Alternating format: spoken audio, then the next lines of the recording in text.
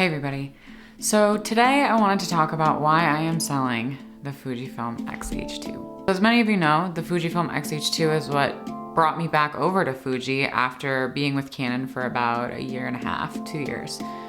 And the main reason for that was the upgrade to the 40 megapixel sensor, as well as the upgrade to the autofocus. I loved that it had a flip out screen. I loved that it had a really nice grip and sort of resembled a GFX camera with the screen on top. But with the release of the X-T5, I bought 2 of those for weddings.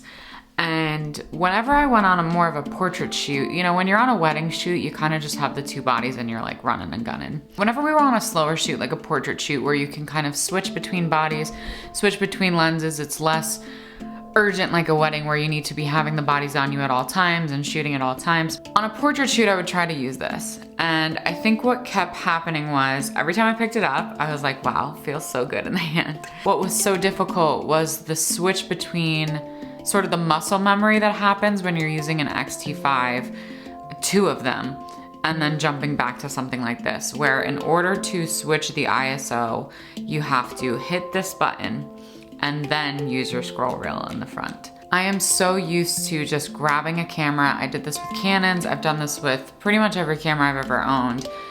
Grabbing the camera, using the front dial and back dial to get manual exposure, and then just starting to shoot. With this, it interrupts that flow and it makes you start sort of doing that thing where you're like looking at it. I think people call it chimping. I don't really know why people call it that, but I mean, it looks bad on a shoot to be doing that, but I think it just slows you down and you could miss moments because of that. And so as a result, I found myself continuing to go to the X-T5s. The X-T5s have the same sensor, same IBIS. From my experience, the same autofocus. I have heard some people say, and the spec sheet I think also says, that the buffer and the autofocus is a little bit better on the X-H2. I haven't really experienced that. I think they're right on the same page. And it's just really hard for me to justify keeping this body when I never use it on a shoot. I always go for the X-T5s. Now I know a couple videos ago I talked about how the flip out screen could be why this could be my video camera and the X-T5s could be my photo cameras. And so with that, I'm actually shooting with an X-T4 right now, which I bought secondhand for a really good price, and I'm going to be using that as my video camera. And again, the reason for that is because the body is almost identical to the X-T5. You can use the front and rear dials the same way. I think if I pick up an X-T5 and pick up an X-T4, I don't feel a ton of difference. The X-T5 is a little smaller, and obviously you see the difference in the image quality. But other than that, this is a much cheaper body with a flip out screen that gives me the same look and feel as the other bodies as far as video goes. I could serve as a third camera now on shoots if needed, such as if I'm doing hybrid coverage and want a video running in the background. Now I will be doing a video about what it's been like to use an X-T4 in 2023, so if you're interested in that, be sure to subscribe below.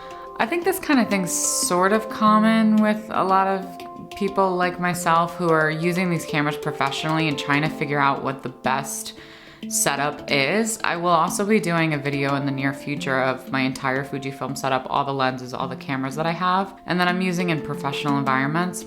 This is definitely a great camera. I learned photography on the XT line. It's very hard for me to change the way that I work, and I want to be able to pick these up and refer to about 5 years of muscle memory. So like I said, I'll be doing a lot more videos kind of covering this subject as well as my entire Fujifilm kit, but I just wanted to give you guys an update because I know that the X-H2 has been a big conversation on this channel to date. It's definitely was my foray back into Fuji, and I will definitely miss this grip.